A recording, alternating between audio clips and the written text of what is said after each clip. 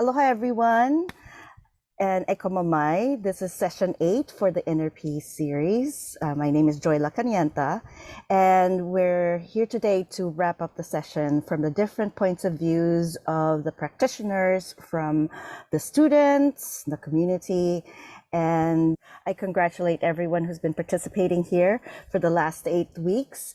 We have gone through such an amazing journey, practicing everything from guided meditation to going through the different sessions, also to talk about community activism in the non-violent paradigm, particularly from Gandhi's Satyagraha and Ahimsa social movement, and also the civil rights movement by the Reverend Dr. Martin Luther King Jr. So nonviolence and human rights activism, I think this is the culmination of the work that both Gandhi and King had in mind. But let's give credence to some historical beginnings of where nonviolence and human rights activism came from. And I will explain to you why we need to learn about the human rights activism and what does it have to do with inner peace, right? So in 1848, Henry David Thoreau coined the phrase civil disobedience.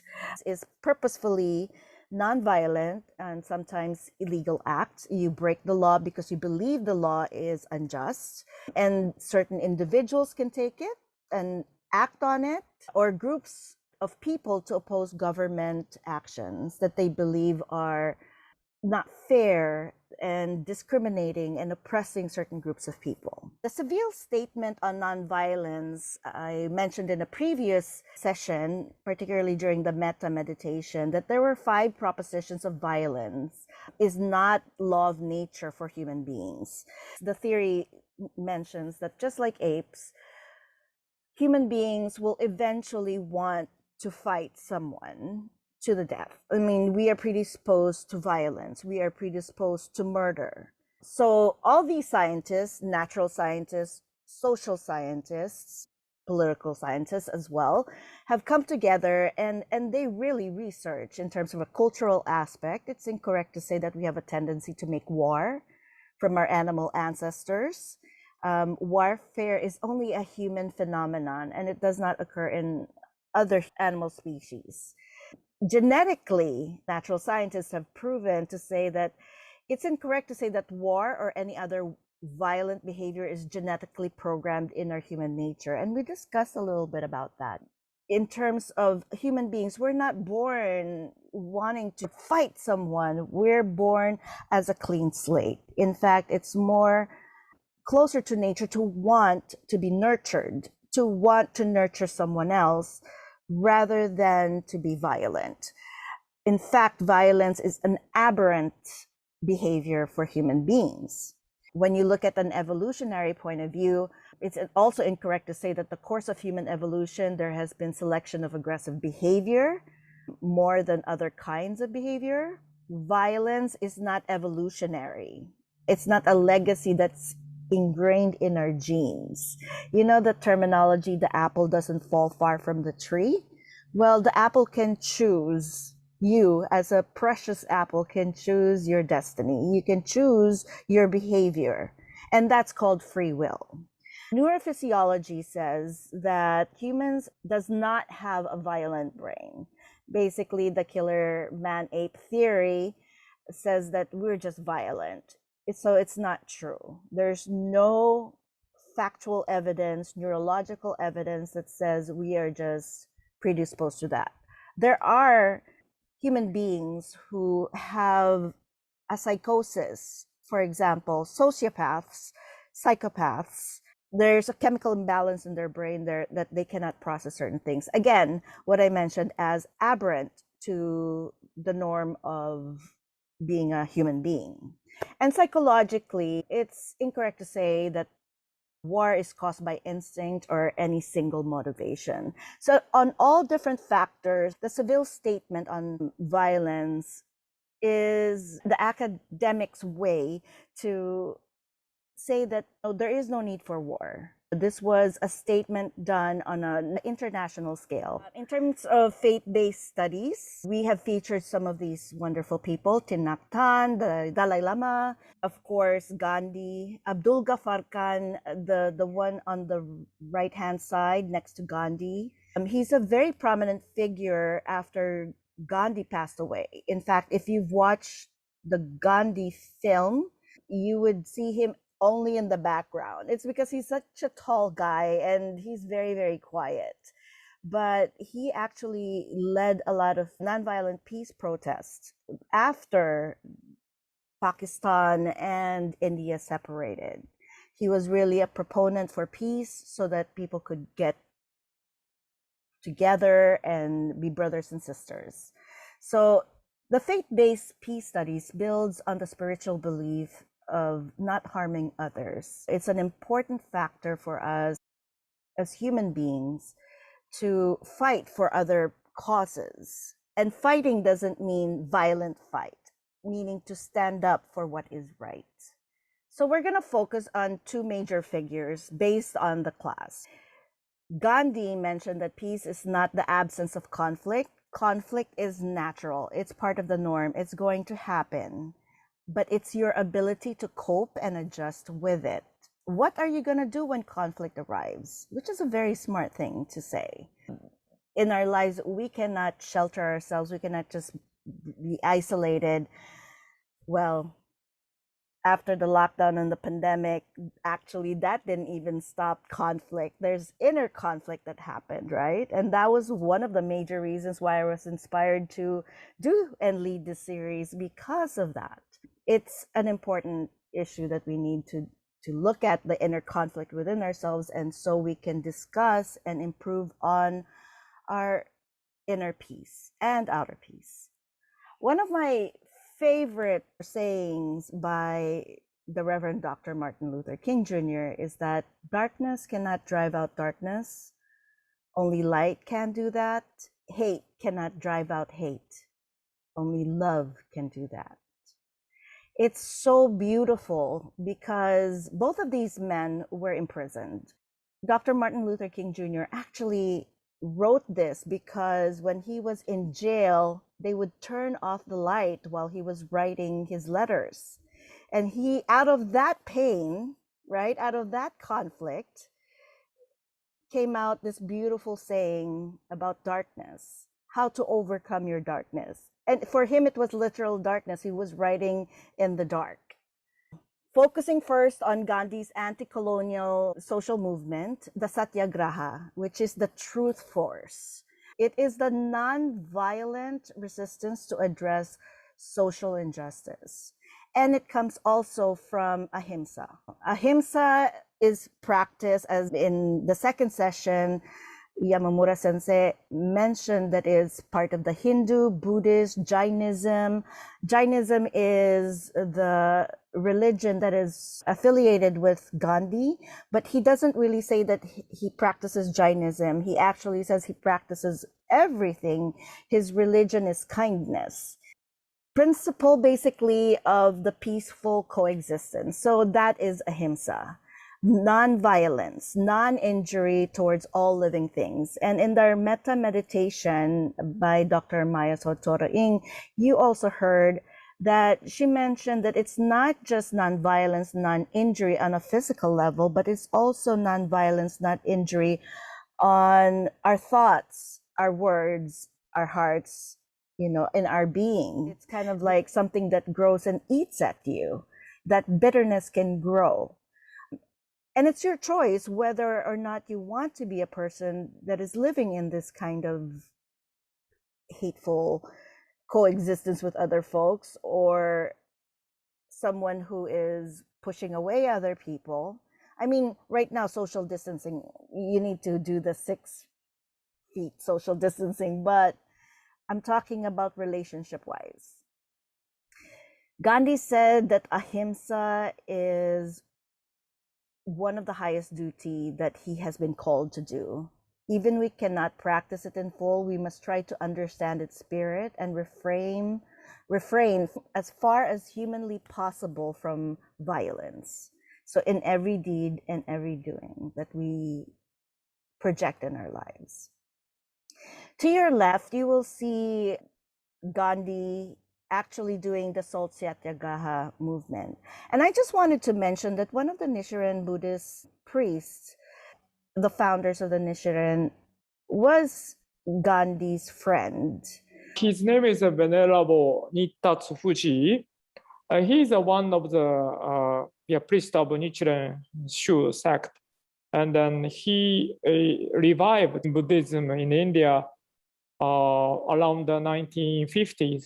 So actually the first Prime Minister Nehru, he relied on the Venerable Fuji, and then actually first president asked him to revive because Buddhism, everything is kind of destroyed at that time. So no Buddhism in India at that time. But Venerable Fuji, arrived to the India, and then he propagated Buddhism. And then now he built a lot of the peace pagoda, many of the cities in India. And even he have a relationship with Mahatma Gandhi. And he walked sort of Satyagraha with him. So we found the picture. So Fuji, please remember the name, Fuji. In the Salt Satyagraha movement, why it was so significant for the Indian community was that they have been under the imperial rule of Britain. People were dying. They were basically outcasts of society. Gandhi saw a pattern that he learned when he was practicing as a barrister. He was an attorney before he became this big icon for the peace movement. When he went to South Africa and he saw the apartheid, where you can't even be on the same street as a white person. People can just go inside your house and take whatever is there because you are not treated as a human being. And he saw that happening in India. And that's why he led to this Satyagraha. The difference is that even if the opposing side causes violence, you cannot retaliate in violence. I wanted to just show a couple of videos throughout this session. And the first one is with the Satyagraha movement. His power was in his words. His weapon was nonviolence. His goal was independence from the British Empire. His course is to believe in the moral government of the world, and therefore in the supremacy of the moral law. On this coast, Gandhi and his followers wanted to break the monopoly of salt, the symbol of colonial suppression. All of us had to sign that we wouldn't resort to violence. Our resistance was peaceful, even at the expense of our lives. What mattered most was the freedom of our country. The legendary Salt March. More than 90,000 people followed Gandhi. The British took it as a provocation. He was obviously a clever lawyer. I think he'd been born in South Africa, who then went back to India. And a lot of us respected the views they had because they were non-violent views. Seems funny to say, for soldiers, but we did. We respected people who were non-violent because the average soldier doesn't like violence. You might be paid to do it, but you don't like it. Swimming in the sea seems to be a marginal story, but through this action, Gandhi questioned the prestige of the empire. He broke the colonial law allegorically, without violence. We cheered when Gandhi symbolically took up a handful of salt to break the hated salt tax. Gandhi said, "All of us have to be ready to give our lives. The British must go away." With these two movements, Gandhi brought us closer to independence. Gandhi was taken to prison, but he called upon his compatriots not to give up the fight. Millions listened to him. The colonists answered with violence. When we ruled India, there were very few problems. We kept order. It never entered our heads that we were going to leave India at that particular time. June 1930, on the way to the Dashana salt mine, Indian soldiers obeyed British order and beat down their compatriots. Gandhi's followers took hits lying down. There were injured and there were even dead among them. We were hit and tortured by the English several times, but we grinned and bore it. Without saying a word or complaining, we bore the hits. This was Gandhi's philosophy.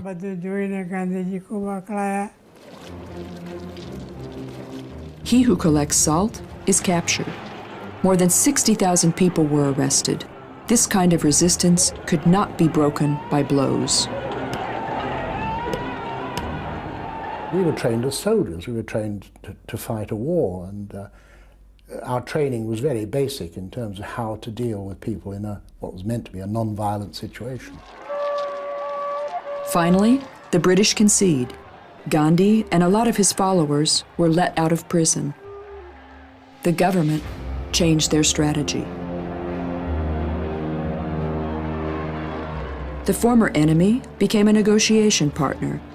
Gandhi was invited to London to attend a conference on India's future, but the empire was not willing to give up its dominant role. The negotiations were unsuccessful.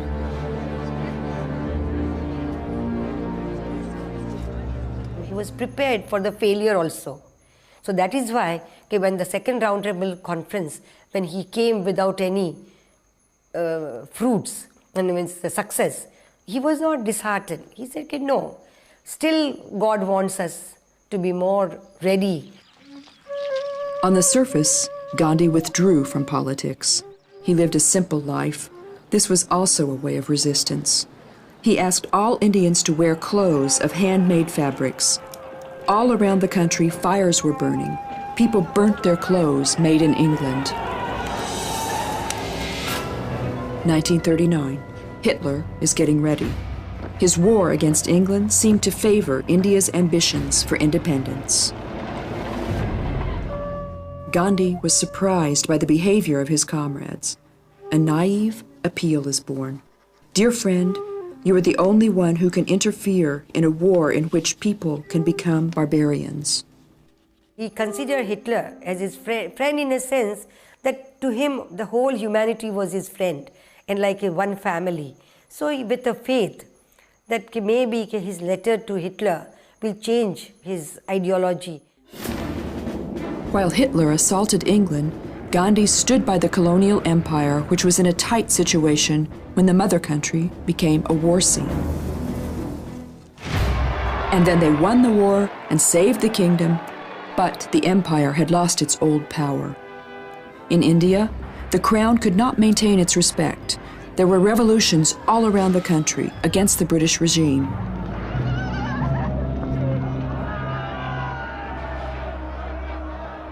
Younger people could understand there was change taking place, and of course you could understand why. Some of the older people I can understand who'd lived all their lives out there, who were thinking they would spend the rest of their lives in India, it was more difficult for them to accept those sort of political ideals. In August of 1947, Great Britain gave up its colonies. Finally, India became independent. But appearances could be deceptive. Thousands of people died in the Civil War, which divided the subcontinent, the War of Pakistan, the Muslim state, and India, the Hindu country. He believed that it is something where I have failed, that I could not convince my own people to treat Hindus and Muslims alike. So he took the whole blame. Gandhi had to look at how many millions were running to the country of their own religion, scared of persecution. Endless queues of starving people trudged along the road, and desperation increased day by day. Gandhi protested once again and said that he was willing to go on a hunger strike even until the end of his life if people didn't stop killing each other. However, a lot of people thought that he was the reason for the division. If at all you want to call him father, You can very well call him father of vivisection, father of Pakistan on the Hindu land. Gandhi can stop the killing, but he cannot undo the division of the two countries. Fanatical Hindus were trying to kill him. He refused any protection. With the pistol in hand, he said, Namaste, for whatever good acts you have done. Of course, that was not uttered. And bullets for the treachery you have committed on the nation.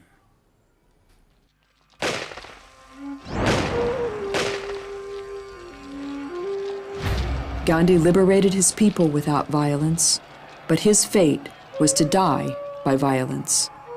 But his message is an indestructible heritage.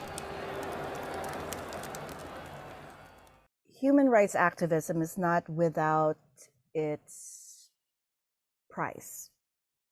And I use the word price because a lot of the organizers and the icons became icons because of the sacrifices that they have made.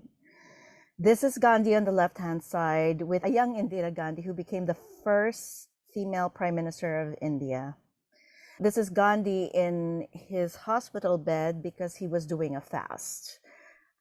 Gandhi was convinced that he failed. Using anti-colonial nonviolent movement is an impossible feat that he led and was successful in doing. I mean, it took a long, long time, decades and decades.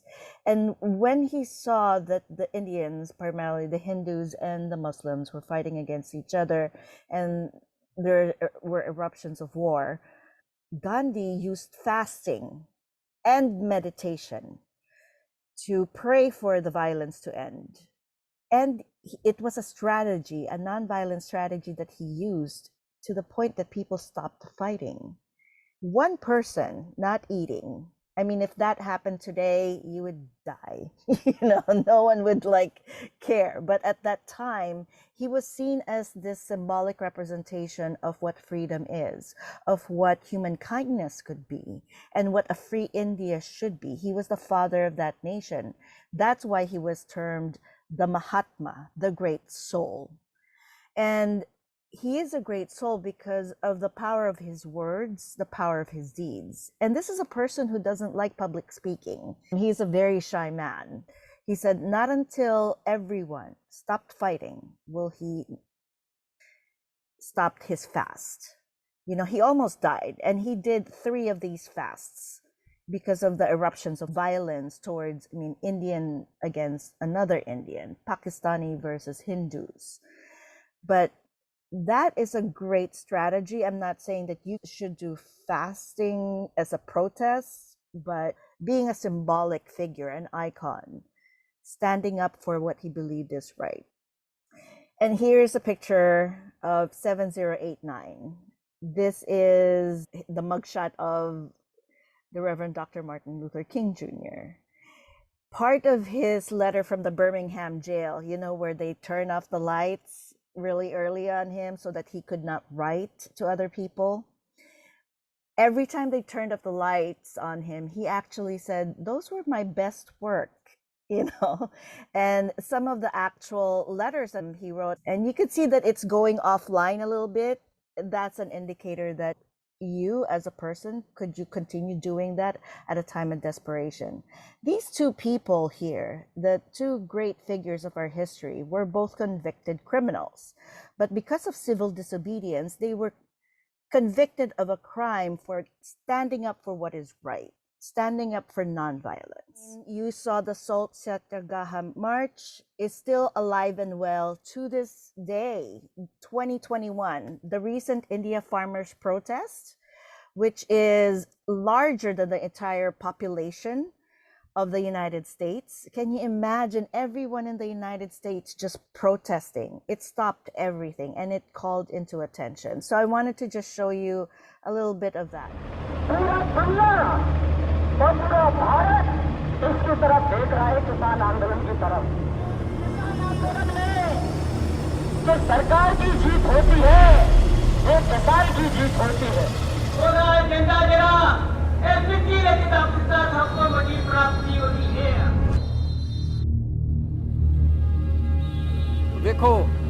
ਚੱਲਣ ਦਾ ਨਹੀਂ ਪਤਾ, ਪਰ ਅਸੀਂ ਤਈਆ ਇਹ ਕਰਕੇ ਆਏ ਆ, ਸਾਡੀ ਮਨਸ਼ਾ ਇਹੀ ਆ ਵੀ ਅਸੀਂ ਇੱਥੋਂ ਮਤਲਬ ਜਿੱਤ ਕੇ ਹੀ ਜਾਈਏ।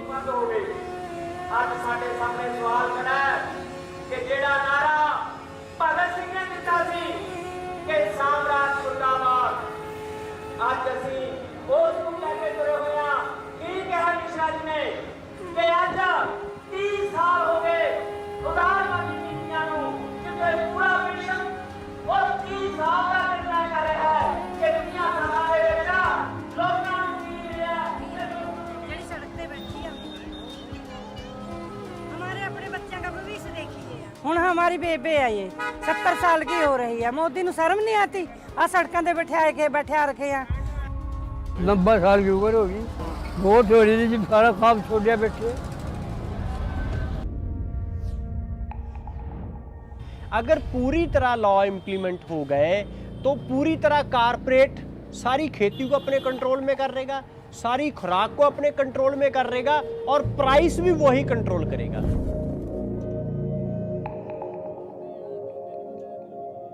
इन रिफॉर्म्स के बाद किसानों को नए बाजार मिलेंगे, नए विकल्प मिलेंगे, उन्हें टेक्नोलॉजी का ज्यादा लाभ मिलेगा।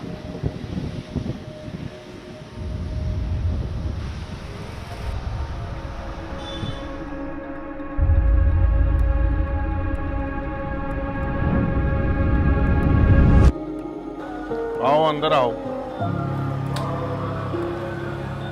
देखो क्या है, 7 ਤੋਂ 8 ਮਹੀਨਾ ਲੱਗ ਗਿਆ ਹੁਣ। ਇੱਥੇ ਆ ਵੇਖੋ ਬਣਾਏ ਨੇ ਛੰਨਾ ਦੇ ਵਿੱਚ, ਉਹਦਾ ਨਾਂ ਕੀ, ਮੱਛਰ ਕੱਟ ਰਿਹਾ ਹੈ ਤੇ ਖਾ ਰਿਹਾ ਹੈ। ਕਾਰੇ ਨਾਲ ਸੀਤਾ ਸਿੰਘਾਂ ਨੂੰ ਆਵੇ ਸਤਿ ਸ੍ਰੀ ਅਕਾਲ।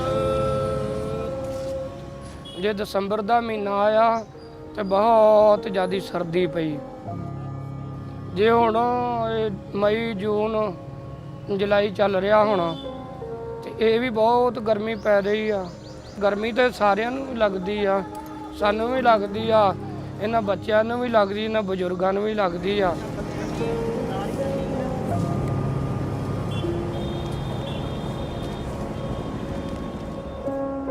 और 10-15 बार कम से कम भगवान ने आंधी और तूफान लाया है, जिसमें बार बार जो है किसानों के टेंट उखड़ जाते, फिर दोबारा मेहनत करते, पैसे लगाते और फिर उखड़ जाते। लेकिन हौसला जितनी बार इस पर जितना कष्ट होता जाता है, हौसला उतनी बार बढ़ता ही चला जा रहा है किसान का। इस प्रकार से ये 7.5 महीने बीते हैं।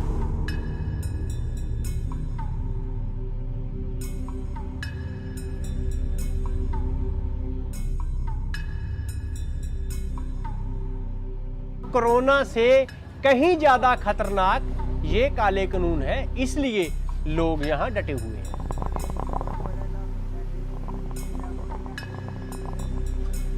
ਅਸੀਂ ਇਹ ਕਹਿਣਾ ਚਾਹੁੰਦੇ ਹਾਂ, ਅਸੀਂ ਸਰਕਾਰ ਨੂੰ ਇਹੋ ਅਪੀਲ ਕਰਦੇ ਹਾਂ ਵੀ ਅਸੀਂ ਅੱਤਵਾਦੀ ਨਹੀਂ ਆ, ਅਸੀਂ ਕਿਸਾਨ ਆ। ਕਿਸਾਨ ਆ ਤੇ ਕਿਸਾਨਾਂ ਦੀ ਸਰਕਾਰ ਨੂੰ ਗੱਲ ਸੁਣਨੀ ਚਾਹੀਦੀ ਆ।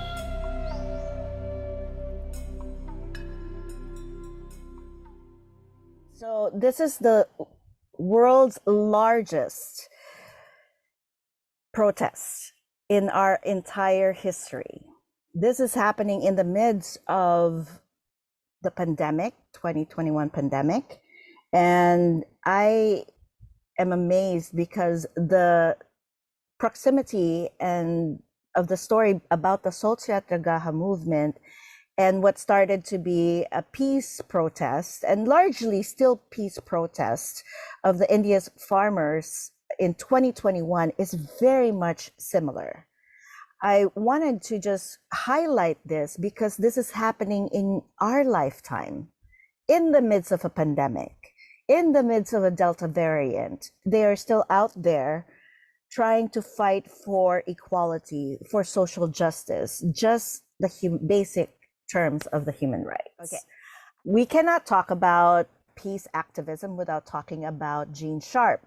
Gene Sharp died in 2018, but he's a prominent figure in the politics of nonviolent action. The difference between Gene Sharp, his paradigm is quite different from Gandhi as well as the Reverend Dr. Martin Luther King Jr.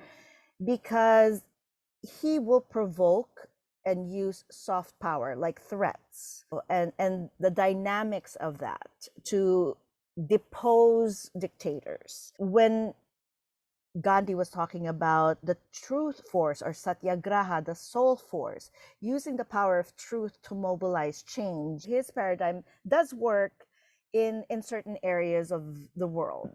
Gene Sharp would use other tactics like pressuring to tell them, look, if you don't quit what you're doing, we're going to expose you, right? So that's a different type of truth. That's not building into a peaceful, collaborative relationship. So Sharp's definition of power, he said, power depends intimately upon the obedience and cooperation of the subjects. We, as part of the society, have to subscribe to it in order for someone to dominate us. People in society may be divided between rulers and subjects. That's what Gene Sharp says. The power of rulers are derived from consent by the subjects. So actually, since we're talking about truth force, Gene Sharp plagiarized Antonio Gramsci, conceptualized the term hegemony, the power of rulers in terms of the consent theory of power. So this is from Antonio Gramsci. So I wanted to give credit where credit is due. But Gene Sharp failed to note Antonio Gramsci for doing that, which kind of made it awkward when he would go out there to say, this is my terminology. So that's why it's very important to cite your sources. Nonviolent action is a process of withdrawing consent, and thus is a way to challenge the key modern problems of dictatorship, genocide, like what happened in Rwanda, war, and systems of oppression. So nonviolent movements is actually key to building a better future for all of us as a society. I wanted to highlight some of the folks and the civil rights movement. John Lewis is very much coined in terms of that. He was very, very young community organizer, or at the time community activist, and he received the Presidential Medal of Honor. He died last year in 2020. He worked so hard for the Voting Rights Act, which was repealed by the US Supreme Court. Why? We're living in a very unjust system. So I believe that we can go back and apply the Voting Rights Act in a different format. As you all know, the Reverend Dr. Martin Luther King Jr., he received the Nobel Peace Prize, and this was his speech.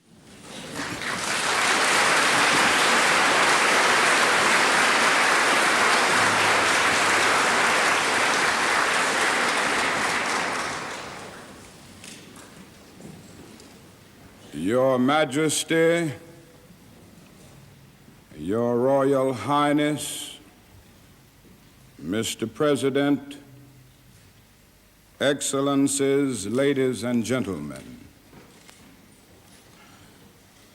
I accept the Nobel Prize for Peace at a moment when 22 million Negroes of the United States are engaged in a creative battle to end the long night of racial injustice. I accept this award on behalf of a civil rights movement which is moving with determination and a majestic scorn for risk and danger to establish a reign of freedom and a rule of justice. I refuse to accept the view that mankind is so tragically bound to the starless midnight of racism and war that the bright daybreak of peace and brotherhood can never become a reality. I refuse to accept the cynical notion that nation after nation must spiral down a militaristic stairway into the hell of nuclear annihilation. I believe that unarmed truth and unconditional love will have the final word in reality. He was actually giving credence to what happened in India. Dr. Martin Luther King also made sure that people know that this prize is empty if we don't have social transformation. You know, so he accepts it on behalf of the beleaguered community that he's representing. And to this day, we have the Black Lives Matter movement. We have the Stop Asian Hate movement as well. Because of the pandemic, people are being attacked, and mostly our elders, you know. But it's still about institutional racism, and how do we respond to that? In order for them to face that, they always mentioned that they had to go through their inner peace, a concept of meditation, to prepare themselves as if it was a battle of the minds. For Gandhi, he said it's a battle for the soul. You know, without the soul, without the mind, without the spirit, without the truth, then we are all doomed. So I'm not trying to proselytize or tell you all to convert to Buddhism, Jainism, or Christian. I mean, it doesn't matter what your religion is. It's the way that you practice. As you were just talking about his ideas of power, it sounded very similar to what I have read in terms of Machiavellian thought in Il Principe, as well as the Dictator's Handbook. It just really seemed like that he used that kind of philosophy within civil violence. Would you agree? Yes, it's just one step away from physical violence. Psychological violence, he was okay with that. You know, threatening people, he was okay with that. Compared to the Ahimsa and Satyagraha movement, which is we don't do harm in body, mind, spirit, heart, and soul. I mentioned to some of my classes that I love the Sikh community. If you are ever in their community, if you're hungry, they will feed you. They feed everybody. And of course, I'm never going to turn down free food. You know, so they don't care who you are, what you're doing. And they actually, the Sikh community, separated from some of the Muslim sects because they don't believe in violence. They don't believe that the Quran is propagating, Muhammad was propagating violence in any way, shape, or form. That's why they created they divided themselves or separated themselves based on that. Yes, absolutely. I just wanted to state that it was very powerful to watch the SALT protest and Dr. Martin Luther King's acceptance speech. It really it made me feel hopeful again. You know, it's like what Martin Luther King was saying was that at the time that he received that, so much social injustice was going on still, and it didn't appear that even what he had done had put a dent in it, but he was hopeful. And so that's what I take away today, is that, you know, looking at all of the different divisions that go on in the world, and the wars and injustice, that, you know, I have a reason to hope because of that. So thank you for that. I wanted to say that these last 8 weeks, and I'm going to try to be brief so that others can share. These last 8 weeks have been transformative for me. I am a meditation practitioner. I have been for many years, but so much of what was shared was new insights and ways of being and showing up in the world. And I appreciate that, as well as the resources that we've had to study. And I wanted to say that I appreciated all of them. The Namyo Ko Renge Ko I've added that to my practice. And also the metta with Dr. Maya. That meditation I've added to my practice as well, and it gives me opportunities during the day to have just a couple of minutes to meditate on what's going on. It's something I wanted to speak about very quickly in the meditation was the conflict transformation. That was something that in my meditation, I'm normally focused on peaceful things and things like that. And I normally don't bring necessarily conflict into my meditation time. And so that was an eye opener for me to take people that politically that I do not agree with and that I do not like and that I do not want to pray for or have in my meditation space. It's like, stay over there with your drama. That was life-changing for me to recognize that that was a place where my loving kindness needed to show up. I have a really minor, small, like elementary level observation about the, just thought it was interesting when you last brought it in that Martin Luther King and Gandhi both had to do that inner work before they made the impact that they made on the world.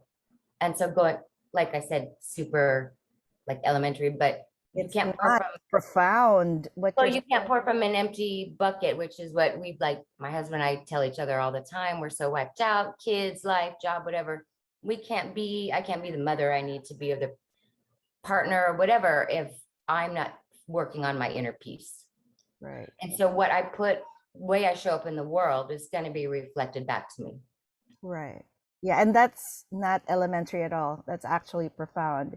Both Gandhi and King felt like they were failures towards the end of their lives. Both were assassinated, right? They gave the ultimate sacrifice for what they believed in, right? So, but that feeling of I failed, you know how like, Dina, you mentioned that, you know, being a mother, I should have been a better, you know, like whatever the shoulda, woulda, couldas of this world, people's or society's expectation on us from a gender perspective, from a social perspective, from a family perspective, we have a lot of pressure on us, you know, to perform. But that's what, you know, maintained, you know, from what I learned all these years from Gandhi ji and also Dr. Martin Luther King Jr. And it's basically you have to be, you have to put on the armor, you know, of peace on you, you know, because it is a battle of wills. It is a battle of, you know, this, not only the external voices that are already pressuring us, but our internal oppression, you know, that what we accept, like, you know, the part of hegemony is that you have to subscribe to that negative thing and believe in it, right? In order for you to be oppressed. So all these negativity eventually ends up in our brains, and the rhetoric, if it's over and over again, it slowly creates that resentment, the frustration, the bitterness, and it comes out in so many, manifests in so many negative ways. So the preparation of releasing all this negative thing is essential. I really believe that. So yeah, these last couple of weeks are really interesting.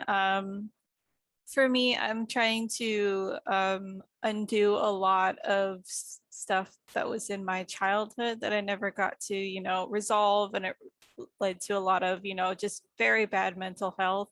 So it's been a journey of, you know, self-forgiveness as well as forgiveness to others. And so it's been, you know, learning about different movements as well as learning more about to handle stress. Like I really like the guided meditation. I didn't know that was about that, and it actually does have a surprisingly positive effect on me. Thank you. And then yeah, it's, I mean, it doesn't help, like if you could see my face, it's super messed up because I'm very stressed from school right now. So that's a bit ironic, but it's definitely good to hear about the history of peace as well, because I'm an artist and I'm going to be, you know, a lot of the stuff that I'm probably going to be going into is, you know, a lot of, I like general audience as well as child audience. So learning about it and working it into stuff into the future, I definitely think is going to be very helpful. If anything, you know, that you've learned, just stop to breathe when you're feeling stressed. You know, the breathing exercises that we have, just a little bit of the tapping, body scanning, like, you know, just, okay, I need to do that. But at the same time, I kept telling myself, find the joy. Like I was going to live my full name. You know, that was my mantra now. I was like, I'm going to live my name. What does it mean? Does joy mean that you're not going to suffer? No, but find your joy. I mean, I was finding myself. If I find the joy in the situation, it's a scientific fact. Energy, force, right? Energy cannot be, I mean, it can only be transferred. It cannot be destroyed, right? So whether it's positive energy or negative energy, you can diffuse it and transform it, right? So those are my pearls of wisdom. You can diffuse it and transform it into something that you can benefit from and others can benefit from. We cannot change the past. That's the Buddha saying. We don't know what's going on in the future. So live in the now, right? But when you are facing this type of conflicts, what do you do with that? You know, and I tend to agree with Gandhi. It's like your choice. It is your choice. What are you going to do when conflict arrives? You know, are you going to be oppressed by it, or are you going to do something and be transformed, you know, into something that you would be proud of, that you would want to see yourself? You know, you don't let yourself be defined by the past and all that stuff. You know, some pasts are worse than other folks, but you know, that's why we have consequences. And the meditations for me have been really been beneficial, and your presence, your questions have sustained me. Your energy have been really helpful to me. So, and I thank you for that. Sorry for my diatribe.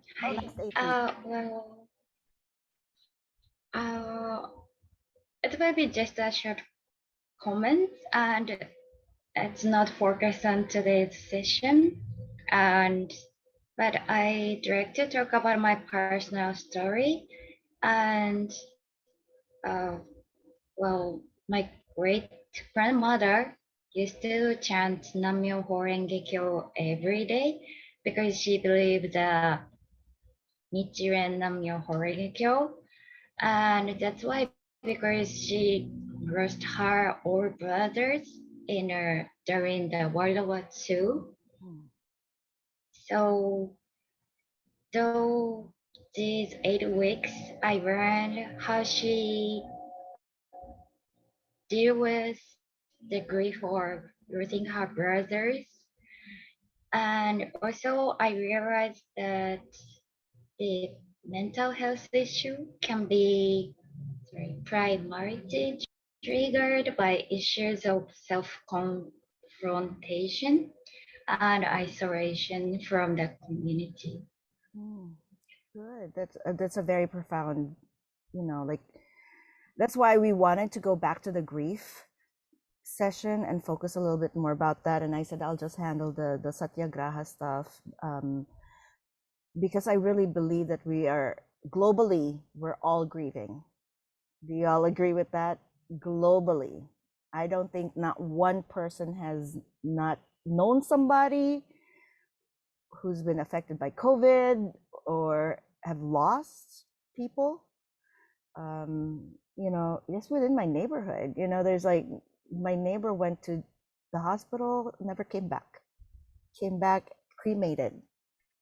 His wife wasn't even allowed to see him because he got COVID. And that was, you know, it's a very odd time to live in, you know, and we have to acknowledge that we're grieving that. We've lost millions and millions of lives. COVID, actually, if you juxtapose it to war, had taken more lives than World War I, World War II, the Vietnam War, Korean War, Civil War, all put together. And a lot of us are like, okay, there's no place to put that grief in. There's no place to put that sorrow, to acknowledge that even if we don't know these people, lives were lost. And we don't know when this COVID pandemic is going to end because it keeps mutating, right? I mean, it's a zoonotic disease. So it goes from humans to pets, even people who've lost pets. I graded a paper because they were talking about zoonotic diseases and that they've lost the pets due to the pandemic. How do we protect our pets? They can't wear masks, I mean, there's no vaccination for them. So before these 8 weeks, or before I even signed up for the inner peace meditation, I've only considered yoga as meditation, or just knew about yoga. But during these 8 weeks, it was really fun to learn about the different activities. And I also really liked the prana, the breathing exercises and the 10-gram activities. I loved doing those. And one of the sessions that stuck out or stood with me was the addressing grief. I guess it was a topic that I didn't expect to learn during inner peace and meditation series. But also when Dr. Saito talked about funerals, and it's a purification of hatred and guilt for the one who passed. I thought that was a really cool way to look at it. Okay, yeah. I mean, everything is interconnected, but the grieving, it's not just the hate, right? But you also spend with love, but it's about the letting go. These rituals are here for the living. It's not for the dead. If you watch the video from last week, I included a video there, a segment of the lantern floating. We do it here in Hawaii before with the floating lantern Memorial Day, right? In Japan, they do it in Hiroshima on the day of the atomic bombing. And I was there, so I included some of my footage in there. And part of it, what I learned there is that they were not just praying for the souls that were lost, but they were praying for themselves to lose the grief, to lose the pain of history and the shame of history, right? Because Japan was blamed for siding with Germany and all that stuff, and but it was very interesting because I had a really good shot. I almost fell into that river. I'm gonna quote more the last session that we had. I really liked the grief, she was saying. It was something unexpected, and it kind of brought me back to I don't know, a time period 5 years ago. I was going through a lot, and I happened to come across this quote in a random bathroom by Buddha that was the root of suffering is attachment.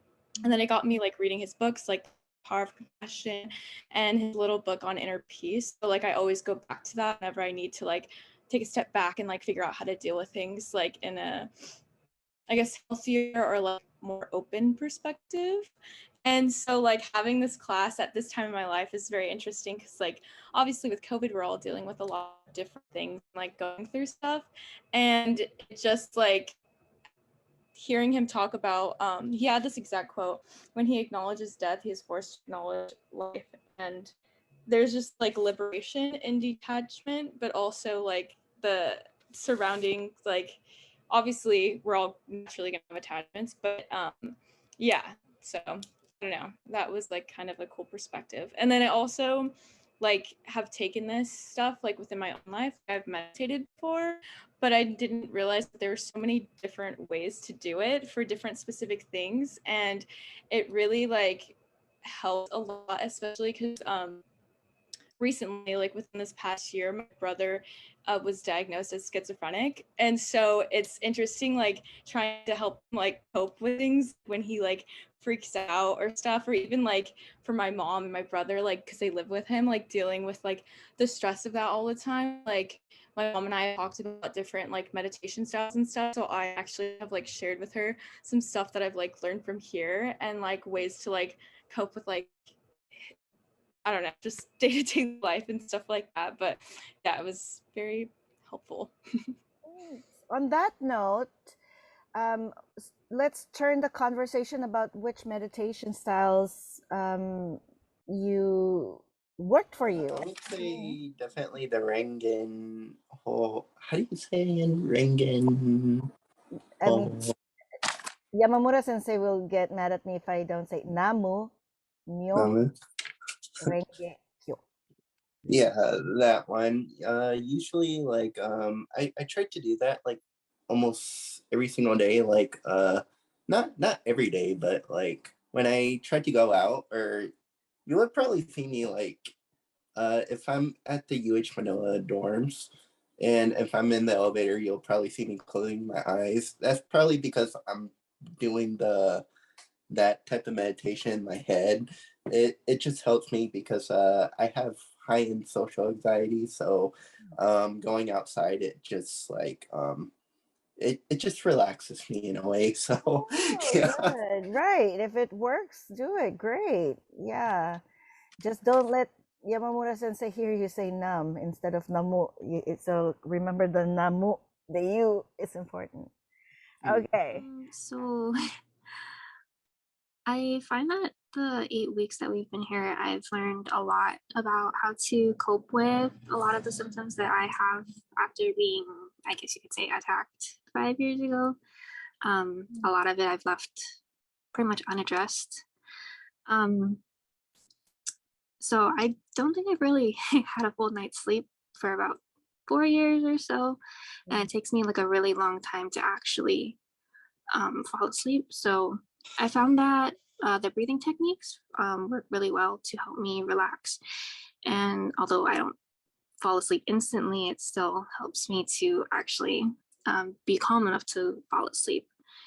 And I tend to wake up a lot throughout the night due to various reasons. Maybe it's just because like I don't necessarily feel safe, or like I have lots of nightmares a lot. So the breathing techniques do come in handy to help calm me down and put me back to sleep.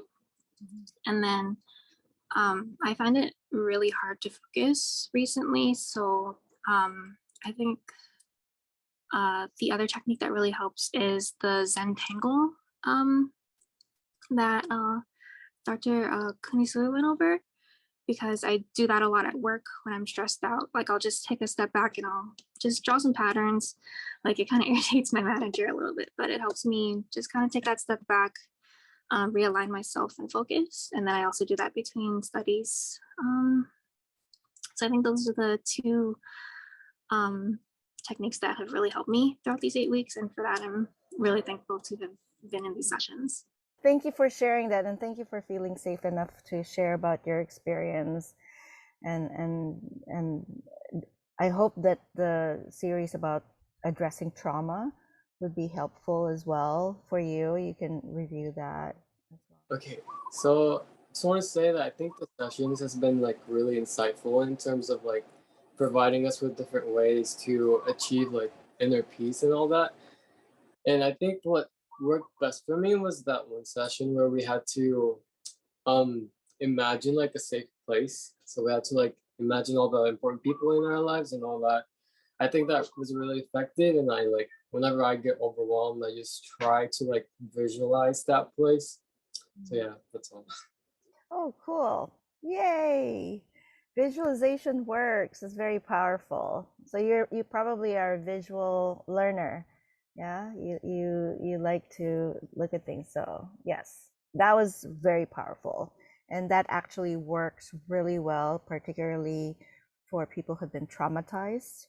So, you know, as I mentioned, I worked with the domestic violence survivors who or sexual abuse survivors as well. So and children who've been abused. So in that case, just having an escape, kind of like an escape place, even just in your mind, that you're completely safe, it calms everything down, you know. So I appreciate that.